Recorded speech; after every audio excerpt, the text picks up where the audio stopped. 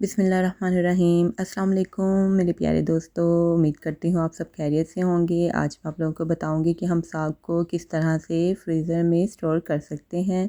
चूँकि साग का सीज़न है और सभी घर में बहुत शौक़ से खाया जाता है। यहाँ पे हम जो पत्ता पत्ता है वो हम इकट्ठा कर लेंगे। मैंने 5 किलो साग और 5 किलो ही पालक ली है।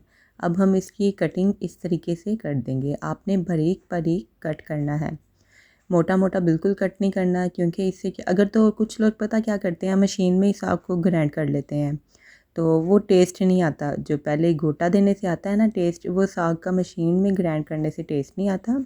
इसलिए हम इसकी कटिंग जो है वो बारीक करेंगे। अब सबसे अहम और ज़रूरी स्टेप कि साग को किस तरह से हम वॉश करें कि इसमें मिट्टी या कीच ना रह जाए।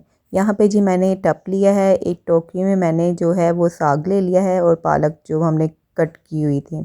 यहाँ पे हम इसे अच्छे तरीके से वॉश कर लेंगे। सारा जो पानी टप में है उसमें अच्छी तरह आपने इस तरीके से साग को मसलना है ताकि इसमें ज़रा भी कीच ना रह जाए। ये बहुत ही ज़रूरी स्टेप है, इससे वरना साग का सारा मज़ा और मेहनत जो है वो ज़ाया हो जाती है। आपको मैं लास्ट में दिखाऊंगी कि देखें कितनी मिट्टी जो है ना इसमें से निकलती है, ये देखिएगा। अब हम इसका पानी फेंक देंगे।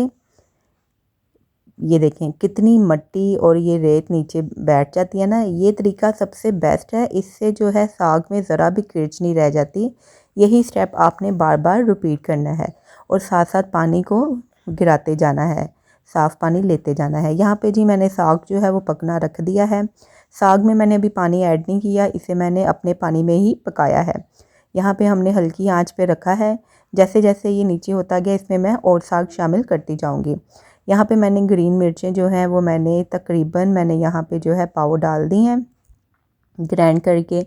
उसके बाद जी ये देखें हमारा साग जो है वो पक रहा है और साथ साथ मैं ये, जब बिल्कुल साग आपका पानी ड्राई होना स्टार्ट हो जाए साग में से, तो हम इसे गोटा देना स्टार्ट कर देंगे। ये देखें आपने हल्के हाथ से इसे गोटा देते जाना है ताकि ये जो है मज़ेदार किस्म का रेडी हो जाए। तो जब आप में इतना मतलब ज़ाहिर है अब इतना ज़्यादा साग है तो मेरे से नहीं हो पा रहा था, मैंने अब्बू जान को लगा दिया। आप भी घर में किसी मर्द को पकड़ सकती हैं। अगर कोई भी घर में फ्री बैठा हो तो उसे पकड़ के बोलें चलो जी आज गोटा लगाते हैं। यहाँ पे देखें हमारा साग जो है वो रेडी हो चुका है।